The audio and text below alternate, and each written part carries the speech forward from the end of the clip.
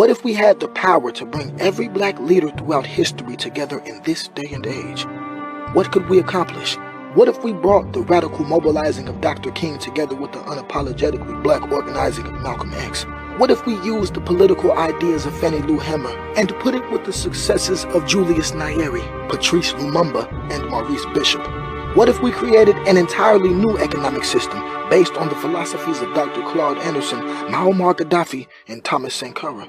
How many black Wall Streets do you think would exist today? And what if we created an organization in the transformational ways that Ella Baker did, or even a movement like Winnie Mandela did to end apartheid? How strong of a people would we be if a movement or an organization like that existed today? Now, what if I told you that we've already started?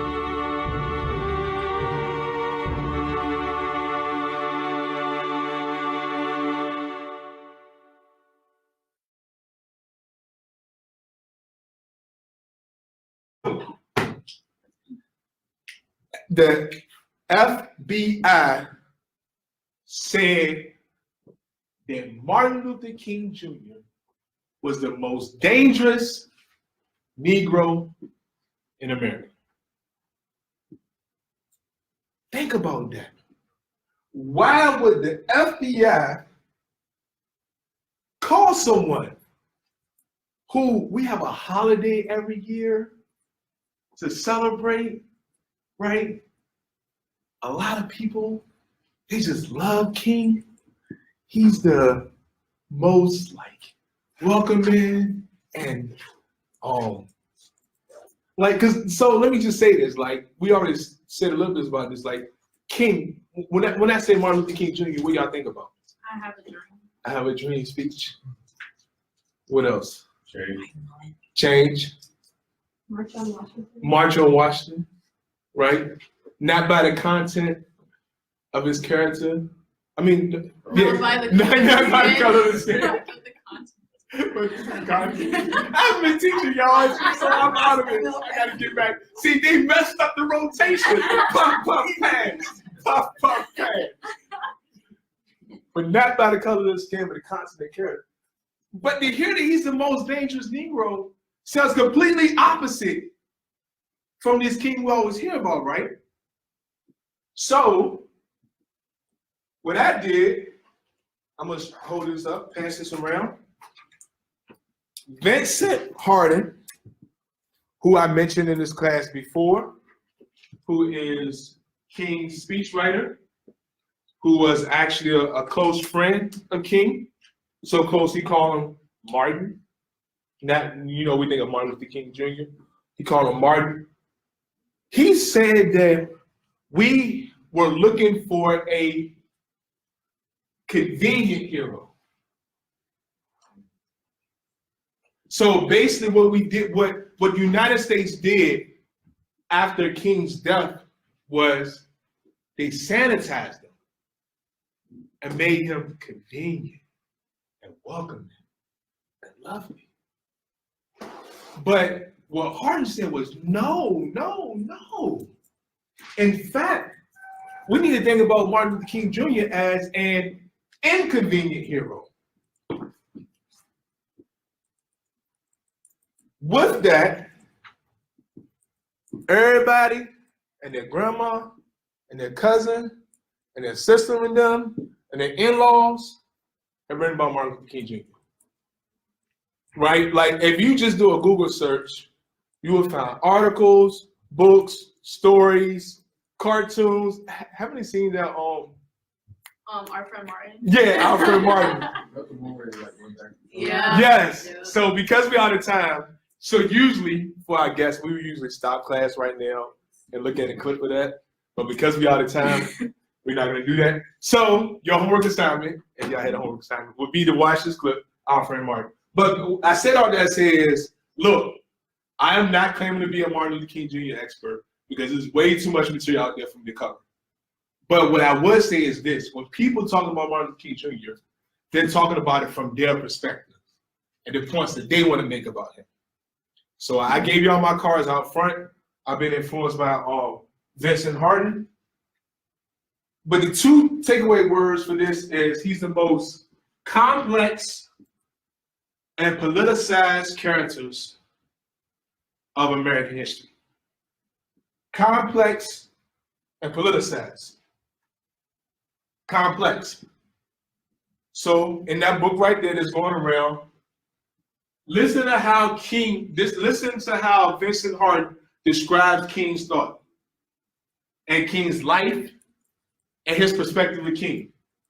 Others would neglect King's well-considered, wide-ranging treatments of many important philosophical and political issues, including labor and welfare rights, economic inequality, poverty, love, just war theory, virtue ethics, political theology, violence, imperialism, nationalism, reparations, social justice. That's a lot, right? So much so that in this most documented and well-known book of Martin Luther King's writings and speeches, it is over close to 700 pages.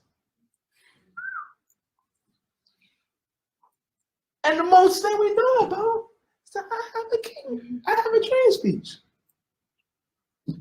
So pass that around. So y'all see how complex of a character he is, right?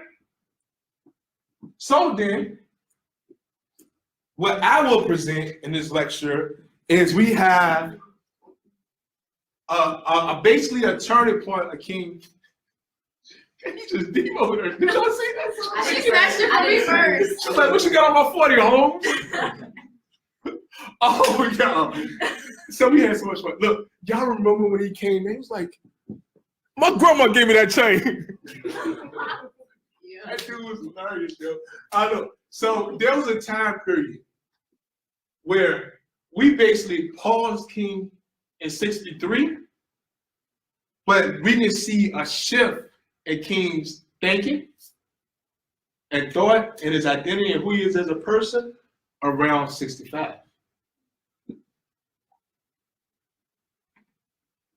The other thing I'll point out, which just doesn't apply to King, but I'm hoping apply to you, well, we can see from this semester what applies to you, which applies to all human beings. People change. Like, would it even make sense to think about somebody, to categorize somebody, to say all what you think about somebody based on one specific year? Or let me say it this way. Are you the same as a 7th grade you? Right? Or let me say it this way.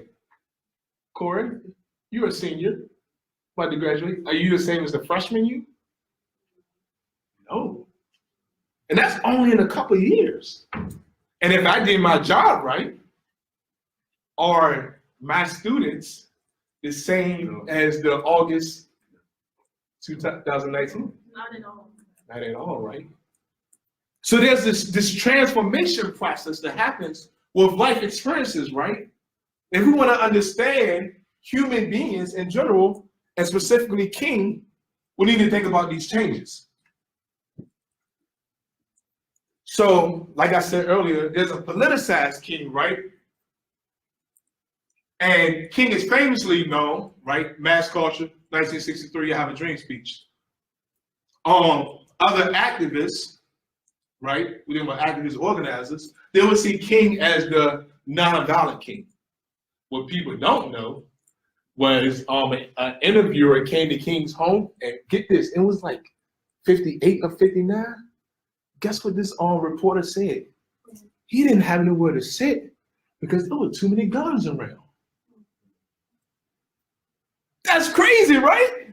This very nonviolent King that we all think about. Hey, guns on guns, racks on racks, Ninas, straps, extendos, guns everywhere. Right? Crazy thing. I ain't gonna lie. It blew my mind when I first read that. It's like, King? You know? Like, so that, and then we have academics who see him as the civil rights king, right? And Vincent Hardin, who I shared with y'all, has his personal perspective of King. So, like a rapper who, people, I think they hype him up too much, they say with a real Slim Shady. Quick question, where would y'all put Eminem in y'all like ranking of top rappers? Not that high. I would have put it in my ranking. Yeah, okay, thank you. You know what? I ain't do this in a long time. Thank you. People be trying to put him in their top 10. Like, no, he is not the top 10. So, not that. Would a real king please stand up, right? Who is Martin Luther King Jr.? Right? When we think about these various perspectives, these various views, close to 700 pages of his writings, these, when people talk about him, they coming from their own politicized perspective. Who is king? My argument is that the conclusion is that we just need to look at what we can draw from his political, philosophical, or theological views throughout different moments of his life. So basically, I structured the rest of this lecture as the first part is pre-1963, and then the second part is post-1965. Pre-1963, which is also ironic, right? Because pre-1963 is when he had all the straps. He was talking about God's agape love. God's agape love.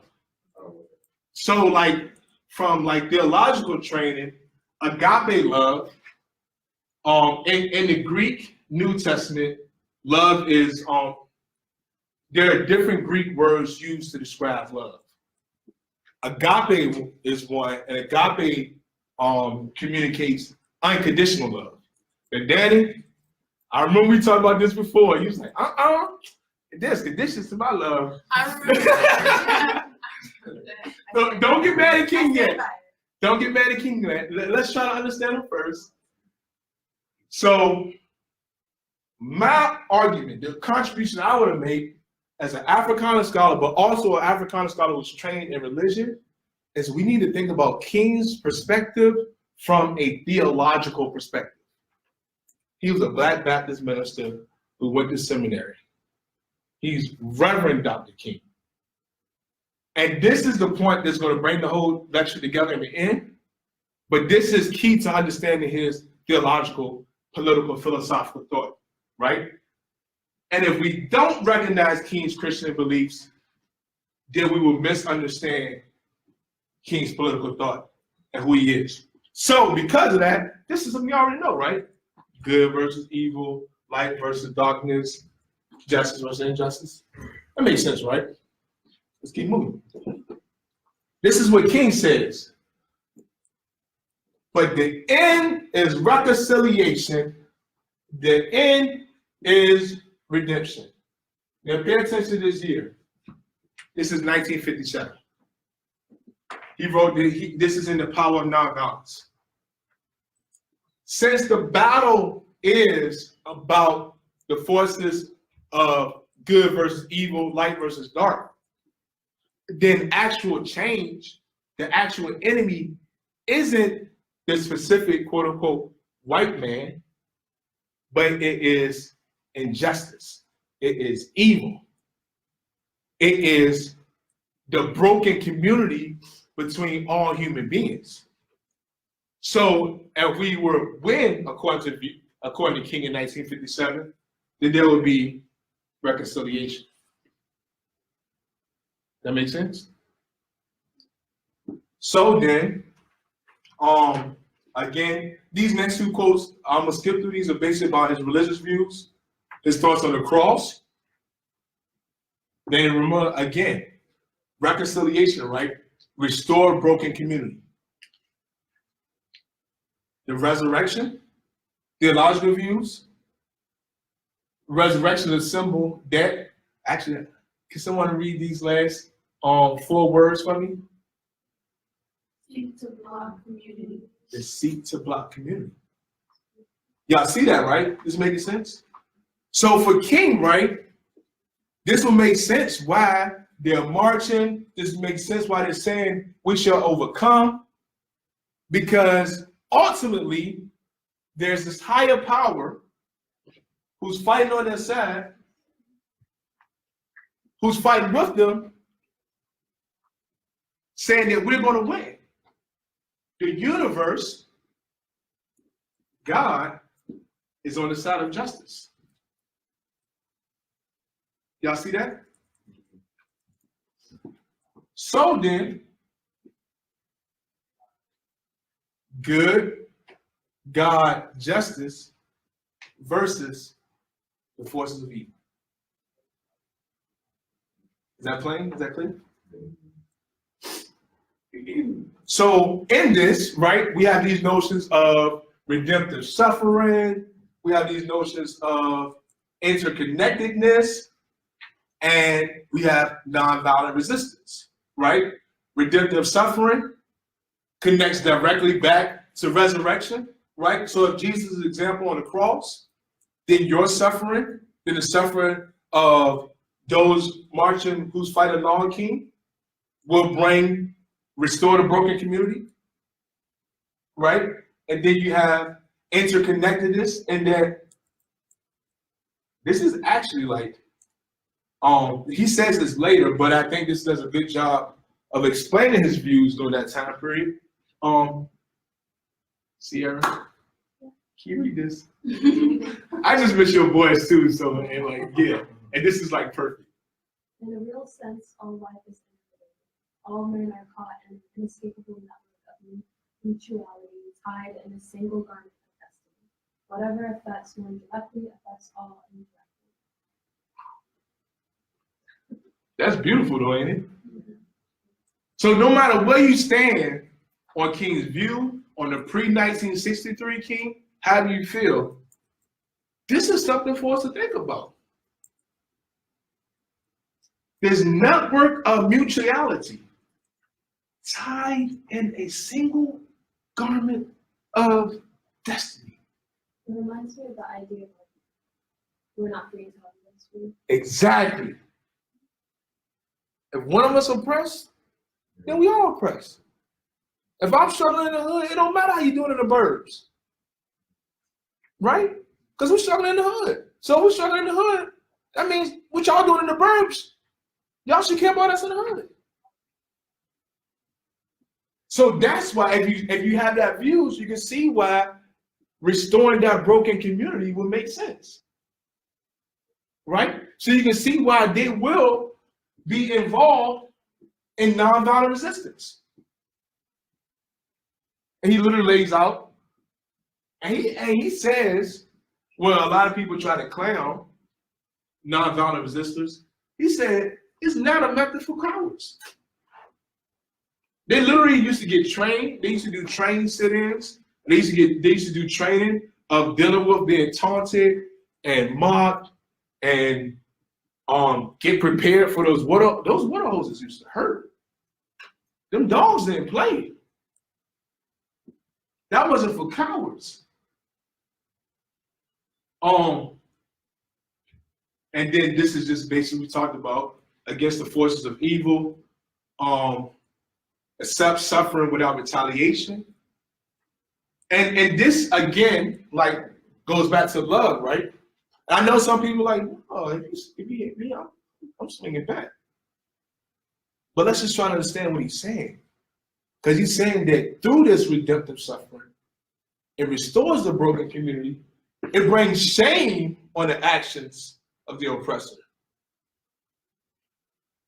And could potentially bring real change, right? So then, agape love. I just said love in action, right? So let me just read this real quick before we get to the more radical king. This is what he said in 1963. So even in 1963, King is sanitized. This is no time to engage in the luxury of cooling off. Does that sound like the 1963 King that we all know? or take. Now, what this sound like? The tranquilizing drug of gradualism. Right. But who else does that sound like, though? We was just talking about it. Malcolm X and suffering peacefully. Wow. That's crazy. In 63, King was actually saying it. That's why we got to think about the complexities, right? So Hardin says that we go from dream to a nightmare. I'm going to skip through this. And let's think about these key historic events that shaped King's views in 63, post-63. We had the Civil Rights Act, the Voting Rights Act, right? We all know that. But guess what King said? He said that things actually started to get worse in 65 because, just like Malcolm said, Negroes got a little bit of the crumbs and they thought they were good. They're like, oh, we can vote now and we can go to public places. I don't gotta march no more. I can just go on with my life. And so King said it was harder to mobilize and organize people in 65 because after these acts, what happened? They took that dream, they took that drum. And then we already talked about the death of Malcolm, who was a friend. And then, anybody know about the Watts uprising? Yeah. So uprising is a more adequate term because y'all wanna know what riots are? When like a hockey team. I was gonna say a soccer team, or like in Europe or something shit like that, or like Right, exactly, some shit like that. Yeah, when they out there acting crazy over sports, turning over cars, that's a riot. But we think about Watts as in a people compelled into a certain place, they're poor, disenfranchised, and mistreated for hundreds of years. They're saying we're tired of this shit, and we're rising up. So that happens, and then this is what King said. This is what King's response to Watts. The flames of Watts illuminated more than the western sky. They cast light on the imperfections in the civil rights movement and the tragic shallowness of white racial policy in the explosive ghettos.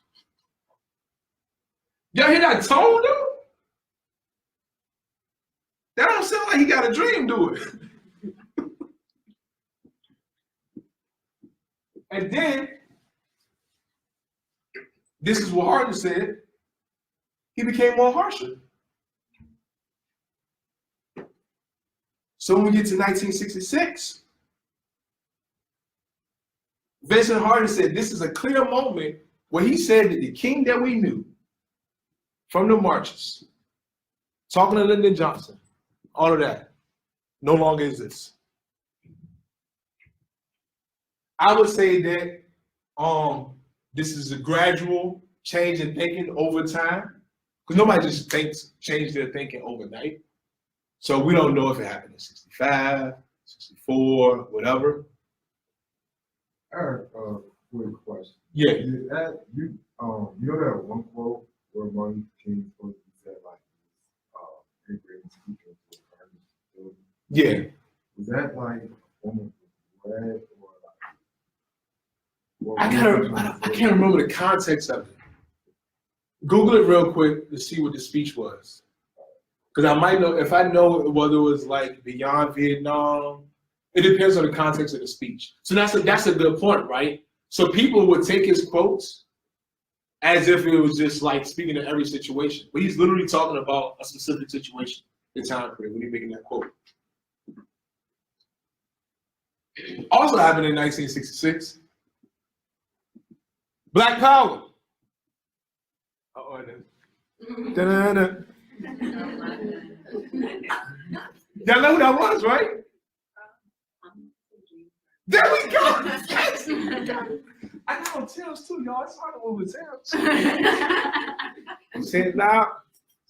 Black and out loud. But you got the Black Power, the rise, and people wearing the dashikis, froze, all that, right? And so think about if all this stuff is happening, the death of Malcolm, Watts riots, Black Power, something got to give, right? And guess what else happened? How many people do this? Oh my God, who loses mine? King moved to the hood, to Chicago, in January 1966. And so let's listen to, actually I'm gonna skip this. If y'all got access to this, if you don't, I can share it with the others. But he says in 67, he starts to speak out about riots and uprisings.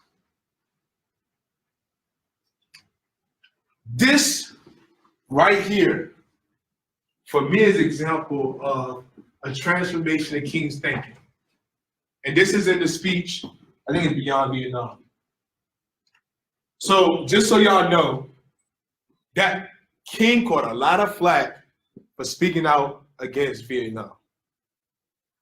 Like, there's no other way I can say this, but the white folks are not like that. You actually talking about Vietnam? You're saying that America is the greater purveyor of violence? They didn't like that at all. In fact, we get to the point where, and I messed up, I should have said this beginning of semester, beginning of the lecture, King says that the American democratic project has failed.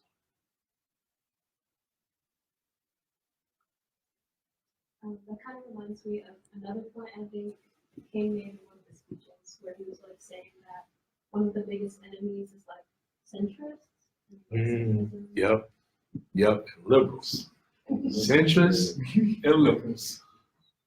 This ain't that little nice King that we all know about, is it? This convenient hero, right? So this right here, Beyond Vietnam, Don and Sam, one of y'all read this for me? Their question that, and I knew that I could in the ghettos without having first spoken clearly the great purveyor of violence and warfare by all the presidents. Sorry, Yo! after me. It was good to see you. Can I kick you off? Yes, Bye. It was wonderful meeting you. Have a great rest of your class. The greatest purveyor of violence is America. He didn't hold nothing back. And then he said, we always want to call black folks violence. Y'all are literally bombing other people in other countries. And y'all remember when I did the little thing about colonization? Like, y'all talking about people looting. Y'all literally taking entire countries. No, I understand. So then, I'm gonna go ahead and skip to the end. And eventually we get to this point where he is very explicitly talking about the triple evils that he said are all interconnected. Racism, economic exploitation, and militarism or war. And this becomes a very clear statement that he makes in many of his speeches from 1967 on to his death. And so we think about this then, right?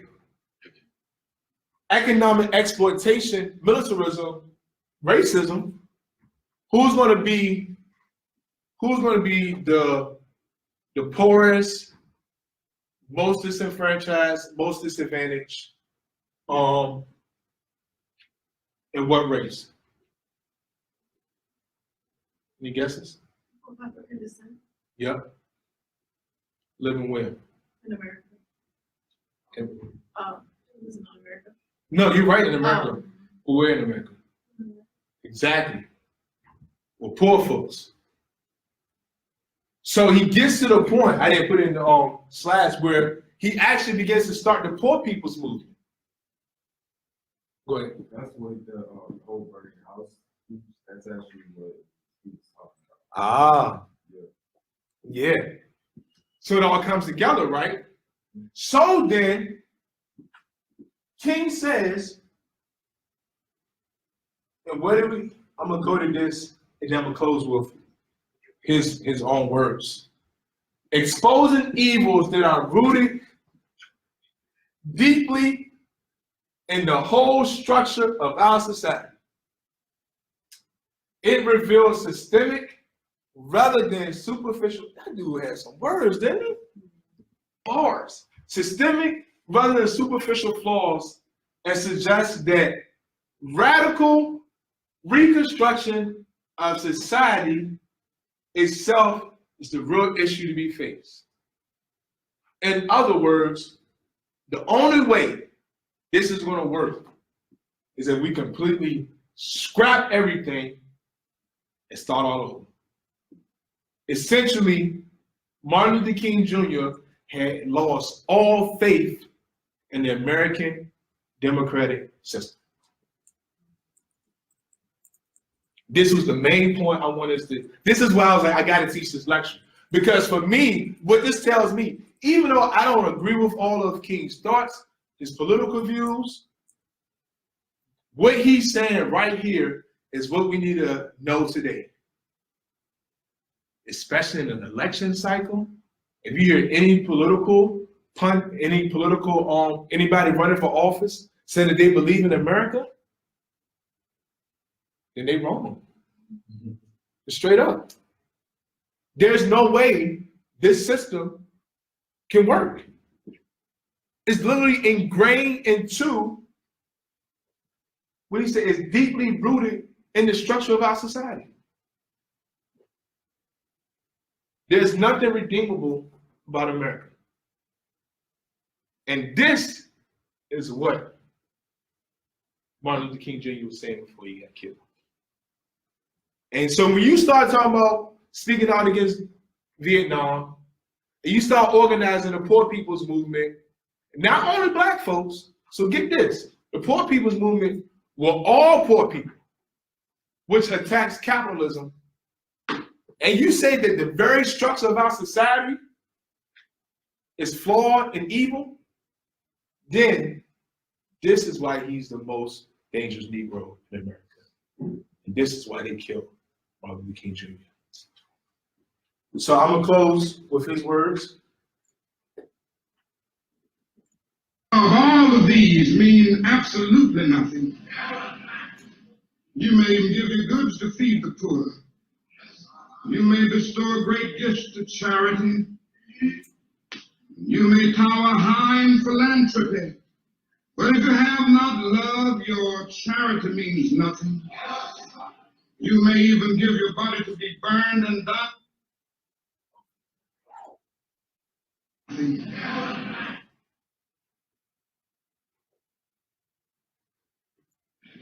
That if a man will lie, he will steal. And if a man will steal, he will kill. So instead of just getting bogged down on one thing, Jesus looked at it and said, Nicodemus, you must be born again.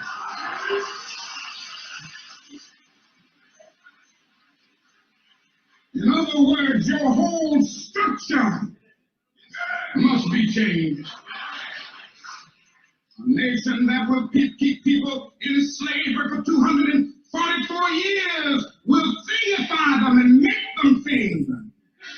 Therefore, they will exploit them and poor people generally, economically. A nation that will exploit economically will have to have foreign investments and everything else, and it will have to use its military might to protect them. All of these problems are tied together. What I'm saying today is that we must go from this convention and say, America, you must be born again.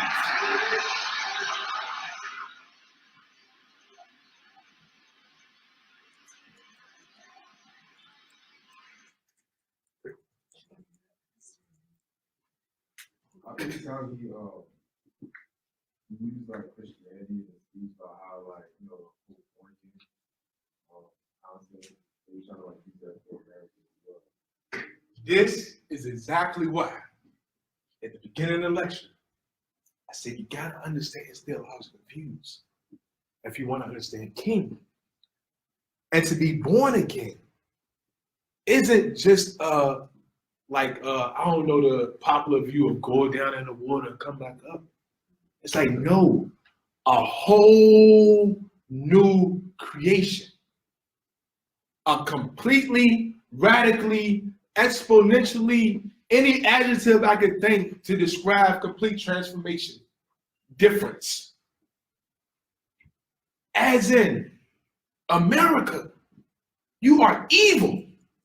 He's no longer just saying just this very like he was back in 57 of good versus evil. He said no, this specific capitalistic, racist, militaristic,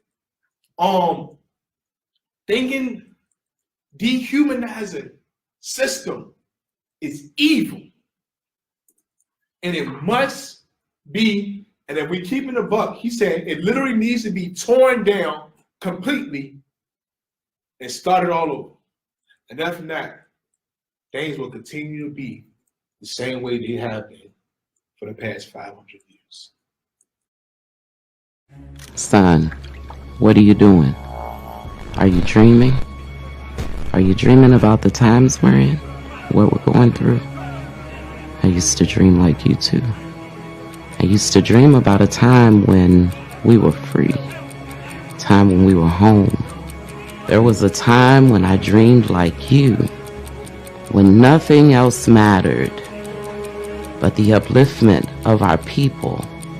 Never stop dreaming, but never take your full self out of reality. It's how we get free, because we're not there yet, but we're going. We'll make it. We'll educate our own babies in our own institutions, from our own spaces, in our own time, to the rhythms of our own bodies' movements and needs. We're not the welfare rolls. It's just what we've been told. This is our side of reality, where we continue to fight to be free. You all are the spark. Your parents and grandparents are the flame. And the goal is generational freedom. But remember, when we all move together, we all rise together. Now wake, my child. Come on, wake up. The dream is over. Now we do the work.